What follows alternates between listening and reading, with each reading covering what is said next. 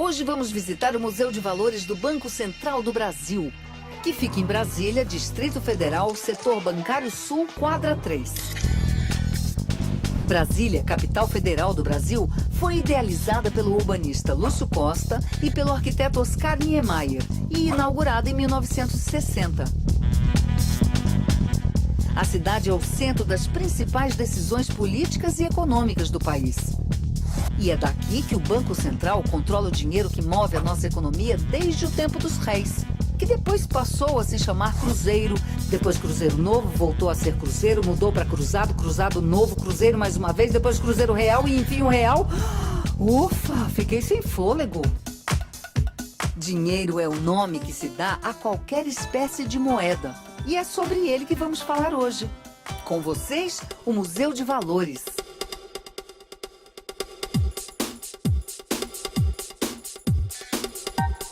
Bem-vindo ao Museu de Valores do Banco Central. A história do nosso país passa pela história da nossa moeda, que é contada aqui. Olá, pessoal, estamos entrando. A Sala Curiosidade Monetária mostra várias curiosidades, né, como o nome já diz, ligadas ao dinheiro, coisas incomuns que não são vistas normalmente pelo dinheiro que a gente está acostumado a manusear. Aqui, por exemplo, a gente vê processos diferentes de impressão que foram utilizados antigamente, como a impressão litográfica, que era feita a partir de uma pedra, a xilográfica a partir da madeira, e já que a calcografia, que é utilizada atualmente sobre metal. E aqui a gente pode ver uma cédula alemã de uma crise econômica que eles tiveram depois da Primeira Guerra Mundial e que ela valia 1 bilhão de marcos. O dinheiro desvalorizou tanto que para comprar um pão era preciso de 200 bilhões de marcos, ou seja, 200 notas como essa. A crise alemã aconteceu em 1923, num período de pós-guerra. A hiperinflação fazia com que as mercadorias dobrassem de valor a cada 3 dias. O marco alemão perdeu totalmente o valor. Um pesadelo. Outra curiosidade são formatos incomuns. A gente costuma ver as cédulas retangulares, quase todos os países utilizam isso, mas já existiram também cédulas quadradas, como essa da Tailândia, cédulas pequenininhas. Ali a gente pode ver uma cédula bem pequenininha da Itália ao lado de uma cédula bem grande. O dinheiro, cascalho, gaita ou grana, como você preferir, foi uma das grandes invenções da humanidade. Na verdade, uma evolução. No início, praticava-se o escambo, ou troca de mercadorias. Mas nessa economia primitiva não existia a equivalência de valores. Com o tempo, algumas mercadorias eram mais procuradas que outras e viraram moedas mercadorias. Porém, elas não permitiam o acúmulo de riquezas e foi aí que entrou o vil metal, a moeda, que começou a ser usada muito antes de Cristo em algumas regiões do mundo. Aqui nós temos umas moedas da China, até de antes de Cristo, ou um pouco depois de Cristo, com formatos de materiais, de instrumentos, objetos e instrumentos que eles usavam, forma de um chapéu, de um machado, uma chave, um bote. Gente, nunca imaginei tantos formatos assim. Adorei! E aqui outros formatos já mais recentes de moedas quadrangulares, poligonais, quadradas, que a gente também não está muito familiarizado.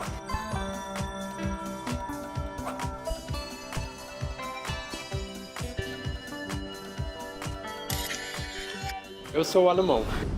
Eu achei bem interessante. Tem uns moedas interessantes, uma moeda de 4 quilogramas, por exemplo, que eu achei muito interessante.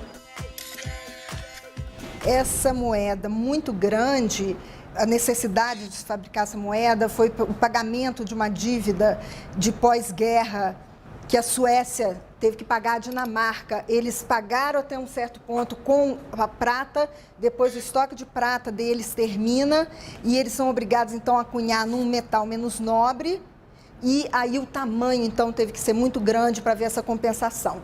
Aqui moedas muito pequenininhas, que são submúltiplos de uma moeda chamada estáter. Essas moedas foram cunhadas na Fenícia e elas são as menorzinhas que a gente tem conhecimento.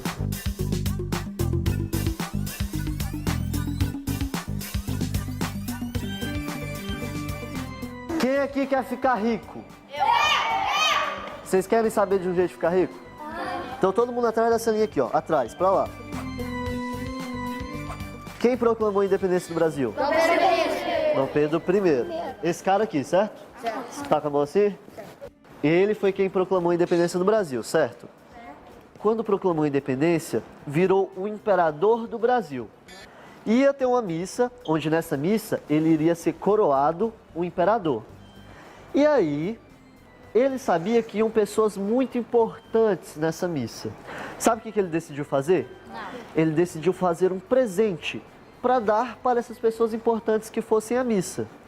E aí ele mandou a Casa da Moeda fazer uma moeda com o rosto dele para dar de presente a essas pessoas importantes. Só que a Casa da Moeda fez essa moeda e levou para ver se ele gostava. Só que ele não gostou. Sabe por quê? Porque ele se achou feio na moeda. Sabia disso? Aí ele mandou parar a fabricação dessa moeda. Essa moeda, como foi feito poucas delas, passou a ser a moeda mais valiosa do Brasil. Só foram feitas 64 delas. Das 64, apenas 16 a gente sabe onde estão. As outras 42 estão perdidas pelo Brasil. Então, o jeito de ficar rico é, se vocês acharem uma dessas 42 moedas, vocês podem trazer pra gente que a gente compra de vocês. Por R$500 mil.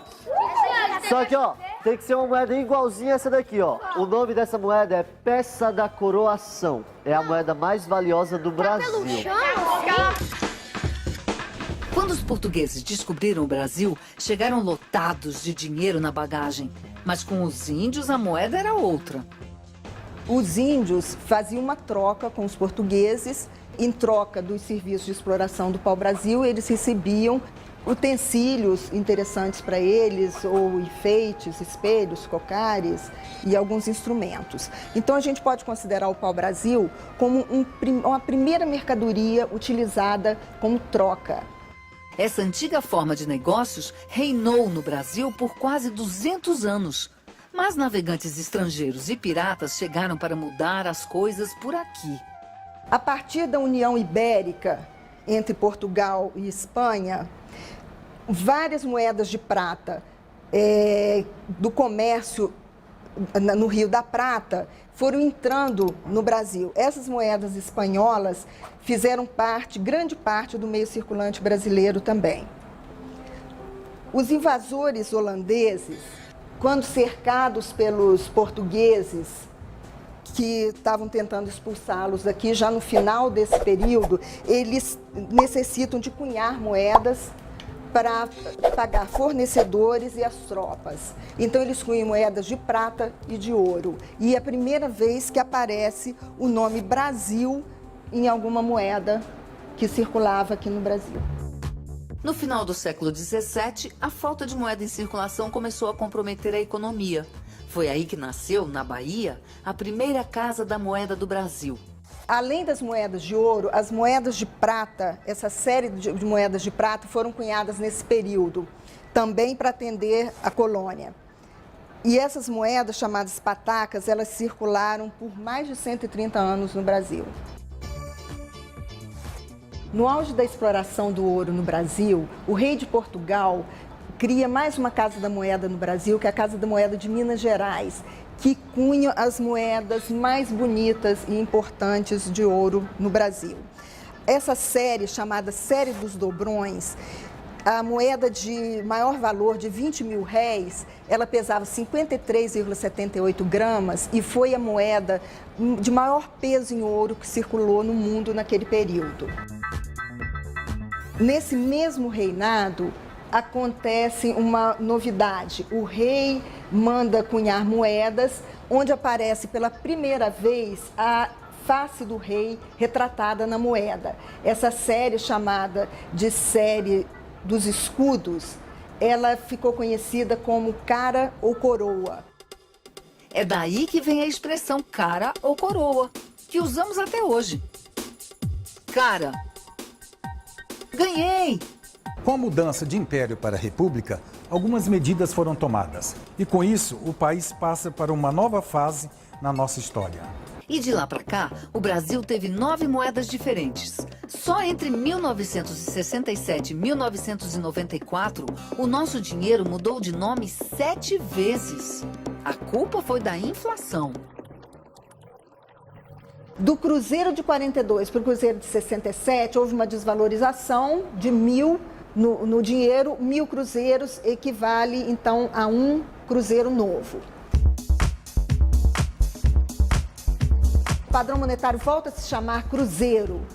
No cruzeiro de 70, tem uma cédula que é bastante lembrada pelo brasileiro, que é a cédula do Barão, que é uma cédula que ficou bastante conhecida. Foi introduzido, então, em 86, o cruzado, com uma nova desvalorização de 1.000 cruzeiros, equivalendo a um cruzado. Novamente, inflação, desvalorização, introduzido o cruzado novo em 89, com equivalência de 1.000 para 1. Em 90, o nosso padrão volta a se chamar cruzeiro e são emitidas cédulas nesse padrão, algumas carimbadas. Do cruzeiro de 90, nós vamos até 93, quando é introduzido o cruzeiro real, que foi, então, o nosso último padrão antes do real. O real foi lançado em 1994 e conseguiu controlar a inflação no país. A remarcação deu uma trégua e aposentaram as maquininhas. Além das moedas brasileiras, os visitantes também podem conhecer moedas de todos os países.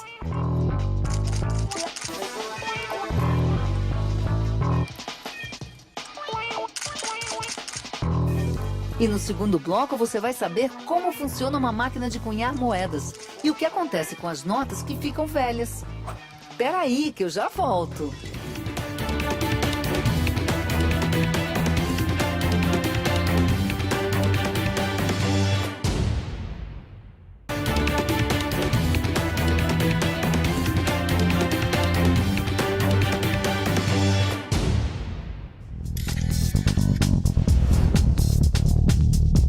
De volta a Brasília para continuarmos nossa visita ao Museu de Valores, que conta a história do Brasil através da nossa moeda.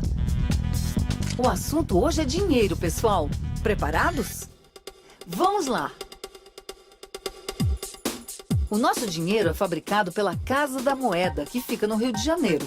Mas aqui no museu, eles têm essa sala que conta todo o processo de fabricação. Temos nesse painel aqui uma matriz, a impressão feita dos dois lados, os pacotes já prontos para serem embalados e distribuídos. Mas para uma nota chegar na rua pode demorar até 3 anos. É o departamento do meio circulante que dá a cara do nosso dinheiro. E isso envolve decidir qual o tamanho, o material e o desenho. Eles pesquisam também os hábitos das pessoas. A intenção é chegar num produto final mais adequado. Essas aqui são as máquinas atualmente que estão produzindo a nossa moeda. São máquinas alemãs, tá, que produzem aproximadamente 700 moedas por minuto. O processo é de alta tecnologia. Eles utilizam papéis e tintas especiais para as notas. E cobre e bronze para as moedas. E para tornar tudo mais seguro, são aplicados diversos itens de segurança. Nada de moleza para os possíveis falsificadores. Por sinal, é a Casa da Moeda que fabrica tudo que corre risco de ser falsificado. Por exemplo... passaporte, identidade, diplomas, tá, dinheiro para outros países, ingressos de futebol. Então tudo isso é produzido pela Casa da Moeda.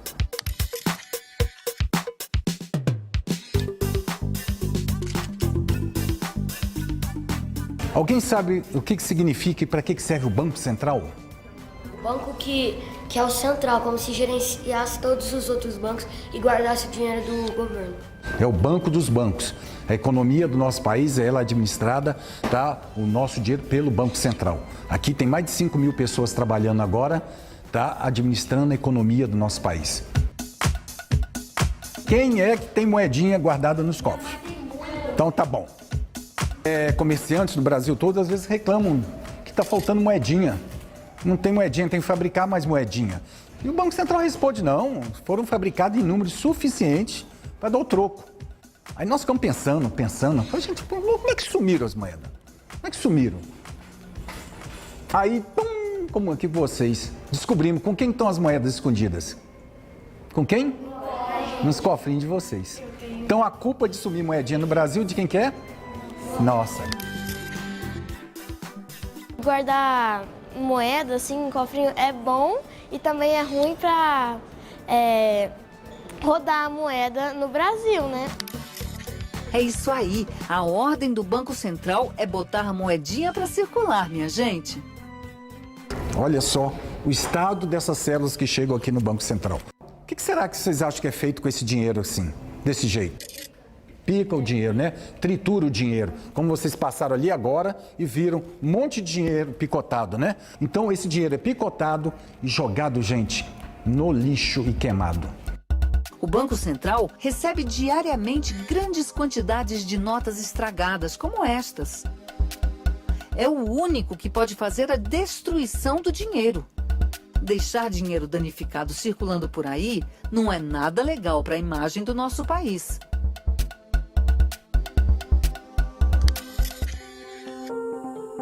O projeto educativo do museu extrapola as paredes e chega às áreas rurais. É o Museu de Valores nas escolas. Assim, ninguém fica de fora. É uma forma de nós divulgarmos o conhecimento sobre a história monetária brasileira, para que se tenha um conhecimento melhor também de como funciona esse mecanismo da moeda. É uma forma também que nós temos de tanto mostrar o cuidado que se deve ter com a preservação do dinheiro, como também para que se conheça melhor como que funciona essa questão do dinheiro na vida do cidadão.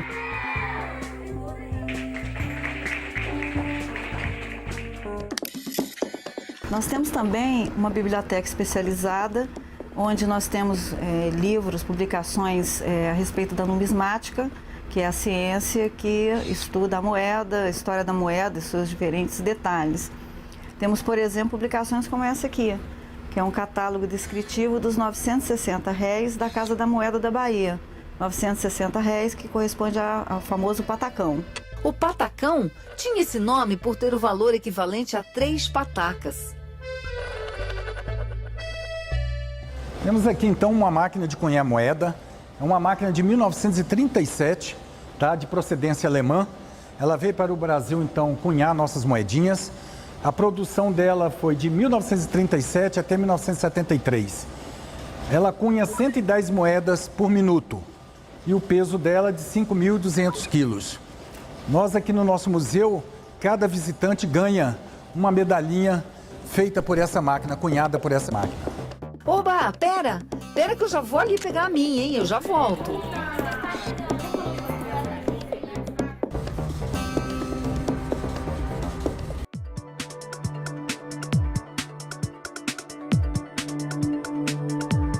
Essa exposição mostra o dinheiro em circulação em mais de 50 países do mundo.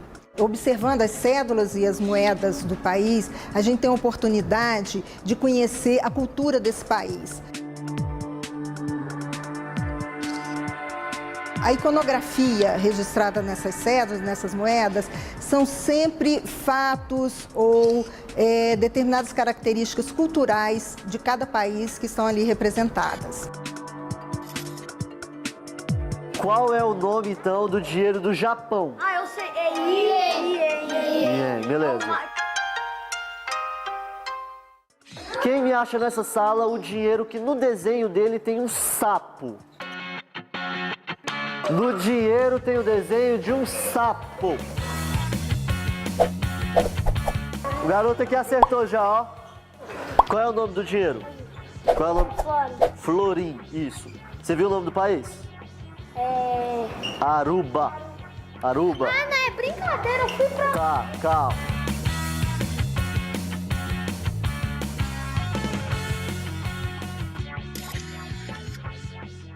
Quando a gente traz as crianças aqui no museu, isso possibilita fazer uma parceria, né? Entre o que nós fazemos na escola, entre o trabalho pedagógico e o que o museu também nos possibilita. Essa vivência, as crianças perceberem, conhecerem toda a história do dinheiro, do ouro, né? As contribuições, né? A vida, o histórico desse dinheiro aí ao longo dos anos. O que eles veem no livro, aqui eles trazem para essa vivência nesse espaço. Aqui onde a gente vai entrar agora, o nome desse lugar é casulo, que parece um casulo. Mas na verdade, sabe o que ele parece? Uma mina de extração de ouro. Vocês vão ver o ouro desde quando ele é achado na natureza até ele virar moeda, medalha, do jeito que a gente conhece.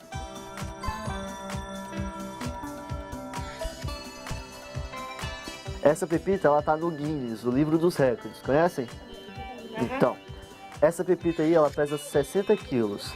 Desses 60 quilos, 56 quilos são só de ouro. O quilo do ouro tá valendo mais ou menos uns 75 mil reais, o quilo. Então essa pepita pesando 56 quilos, quanto ela vale? Muito dinheiro.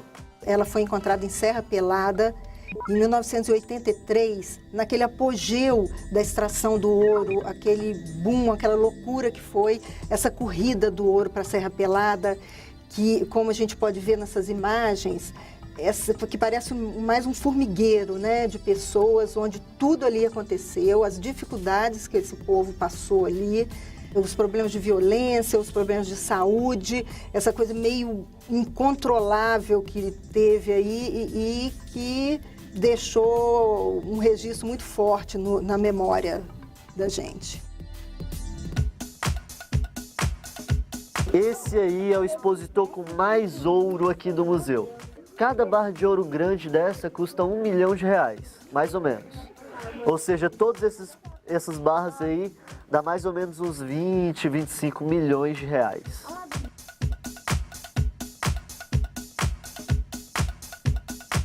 Vocês sabem o que é esse aqui? Esse aqui é o cofre do Banco Central do Brasil. Vocês estão vendo todas essas gavetinhas aí, ó? Todas essas gavetas é onde está guardado todo o ouro do Museu de Valores.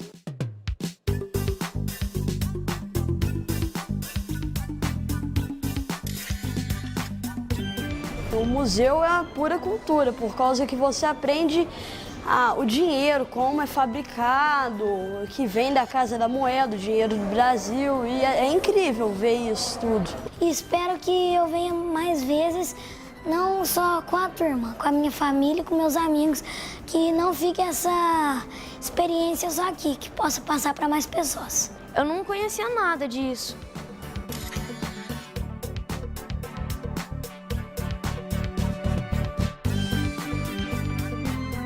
Muito obrigada pela visita, voltem sempre. Hoje a gente fica por aqui. Se você quiser ter mais informações sobre o museu, como o horário de funcionamento e agendamento de visitas, entre no site